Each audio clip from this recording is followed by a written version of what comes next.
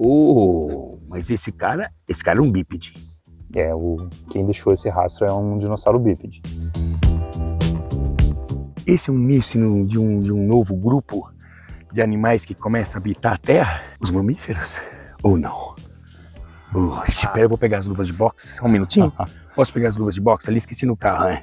Tem quase um pequeno ratinho, só que um cara insetívoro. A exemplo do solenodonte que nós conhecemos aqui na República Dominicana, um pouco maior, mas dá para começar a criar associações, não dá?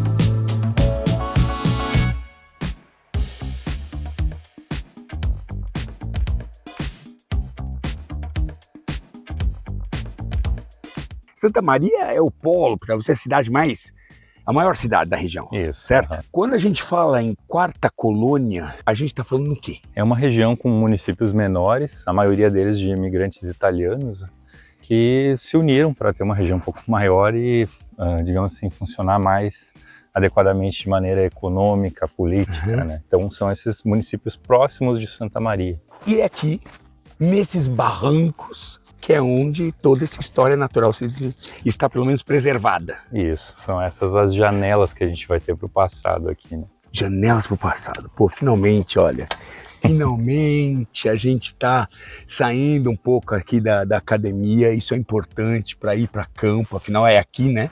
O campo é que nutre, né, a academia. Um dia vamos fazer um programa só sobre paleontologia, a profissão do paleontólogo. Eu tenho muita curiosidade sobre isso, já que tantas jovens se interessam, né, por dinossauros e tudo, né? Todo jovem sempre se interessou. Eu, quando era menino, já me interessava e até hoje. Então, hoje estamos indo a campo.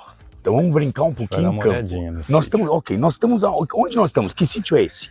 Esse aqui é o sítio chamado de Linha São Luís. Então, o sítio fossilífero Linha São Luís fica aqui no município de Faxinal do Soturno, e ele tem por volta de 225 milhões de anos. Então, essas rochas, pelo menos essas da parte de baixo do sítio, né, mais alaranjadas, tem 225 milhões de anos. Vamos que é lá. O Triássico Superior. Então, aqui a gente vai ter dinossauros, vai ter... Aqui, isso que nós estamos vendo laranja aqui. Isso. Toda essa paredona aqui é onde a gente vai encontrar os fósseis, mas depois vocês vão ver que ali para cima a gente também tem outros pontos que vão ter rochas aflorando de outros momentos, um pouquinho diferentes, mas também com fósseis. Bem-vindos à nossa aventura jurássica, né? Que aqui não é jurássica, que é triássica. É aqui que nasceram os primeiros dinossauros conhecidos pela humanidade hoje. Por isso que aqui se tornou um centro de referência na paleontologia mundial. O cara hoje, para falar de Triássico, o cara olha para o Brasil, não olha. Não tem como não olhar, é isso. O Brasil é referência, não só porque tem esses dinossauros, mas porque eles são muito bem preservados, né? Então, para estudar a anatomia deles, a gente precisa de fósseis bem preservados. E é aqui o único lugar que a gente tem tão bem preservado.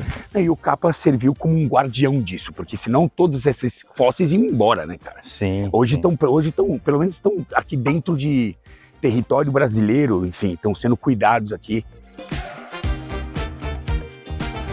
A minha busca hoje é rastrear um outro grupo, porque quando a gente fala em dinossauro, nós estamos falando de répteis gigantes, é isso? Alguns menos gigantes, outros maiores. Répteis, posso falar répteis em geral? Sim, são répteis. Não vou errar. Não. Tá. Os primeiros mamíferos da Terra. Agora eu fiquei arrepiado. Os primeiros mamíferos da Terra. Nessa época do Triássico, os mamíferos eram os pequenos animais.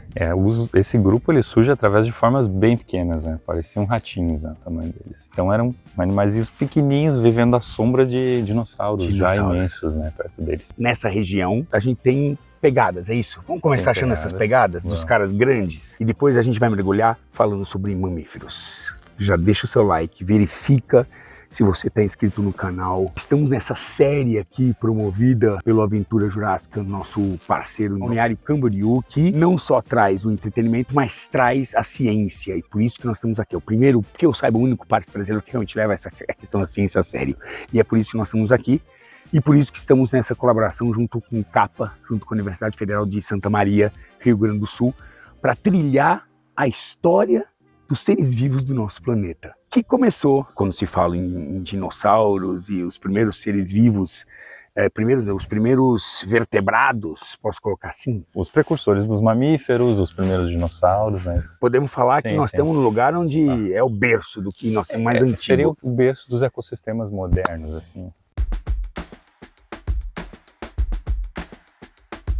Já pensou que aqui andaram os caras há 200 milhões de anos atrás? Mais de 200 milhões de anos. 200 milhões de anos, papai.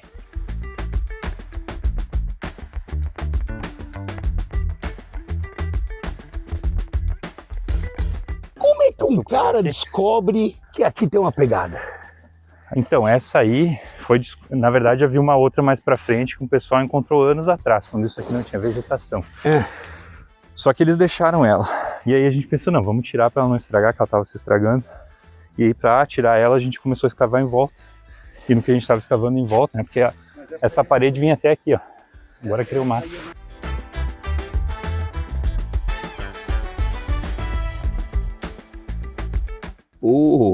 Mas esse cara é um bípede.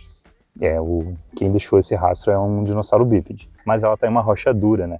A gente tá com essa lama aqui por cima, superficial, mas a pegada em uma camada mais dura mesmo, mais densa. Existiam os saurópodes já nessa época? Já, alguns, mas menorzinhos. Os ancestrais desse. Não é esse cara aqui? Não. Ele não tem pescoço longo o suficiente? Não, esse não é um saurópode. Os saurópodes mesmo são grandes, são animais bem maiores. E esse aí, ele não é um dinossauro também. Ele tá no tamanho exato dele. Ele não é um dinossauro, esse cara? Não. Por que vocês fazem isso com a gente? Por que vocês fazem isso com a gente? Que bicho é esse? Esse animal aí, ele se chama Maihari.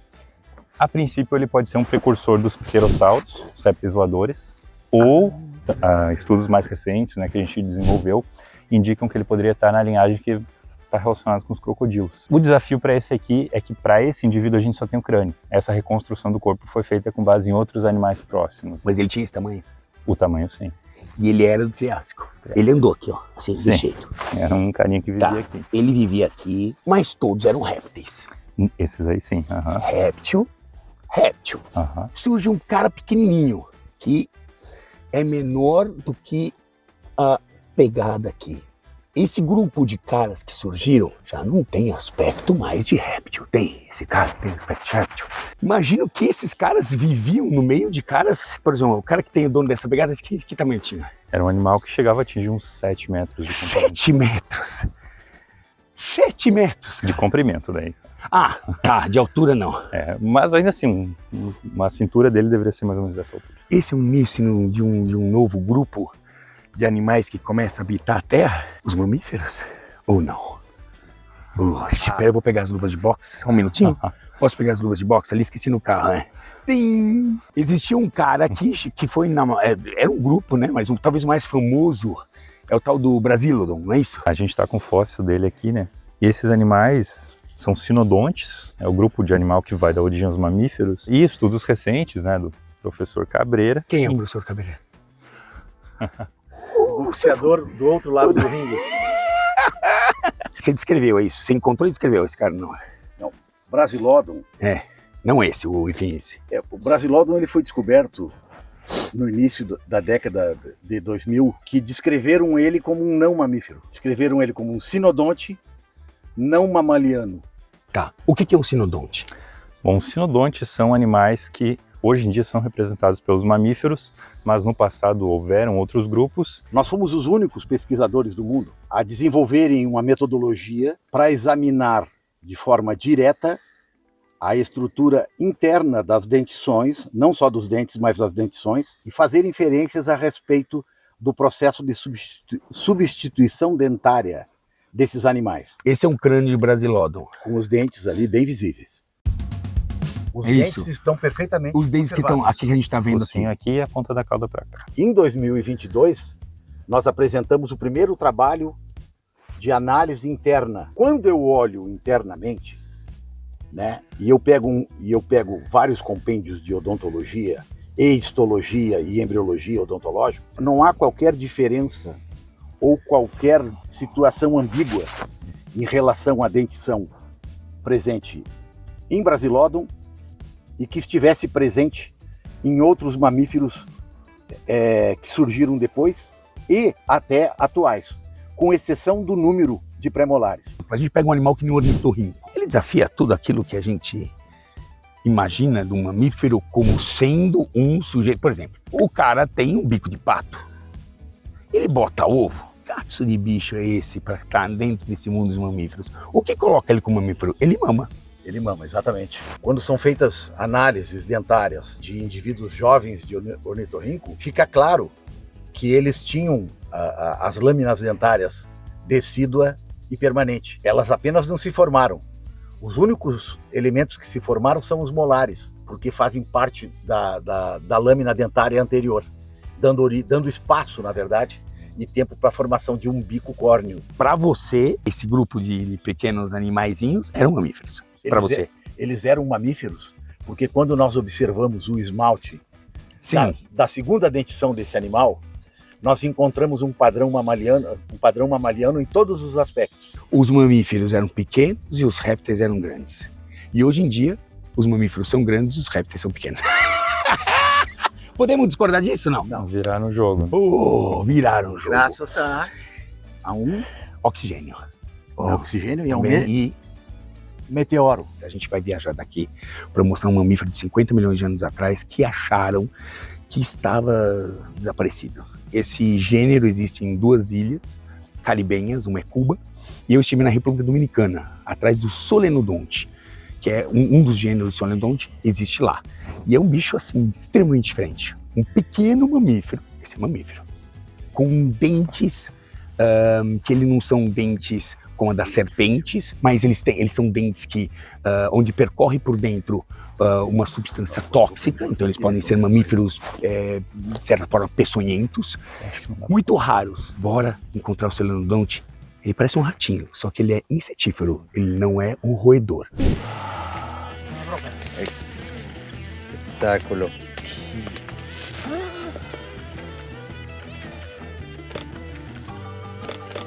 ¿Lograste hacer unas imágenes térmicas aí? Sí, antes de agarrarlo. Esse cara é o cara.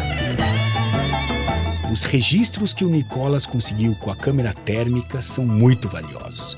Flagrar o bicho assim é para comemorar, sem nenhuma dúvida. Afinal, temos imagens desse mamífero tão raro agindo instintivamente, buscando suas presas, vivendo livre. Mas o meu presente foi ainda maior. Quando eu poderia imaginar que teria esse bicho assim tão perto? Tem um nariz bem comprido, garras poderosas para um mamífero que está o tempo todo escavando para buscar o seu alimento, porque comem basicamente insetos. Principalmente invertebrados, y a veces son medio oportunistas, porque también pueden llegar a encontrar unos nidos de algunos pájaros y comérselos.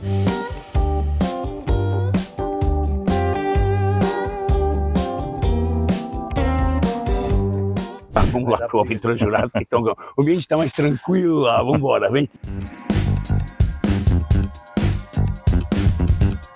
Há 235 milhões de anos atrás, nasciam, e há essa grande controvérsia, os primeiros mamíferos. Eram mamíferos mesmo?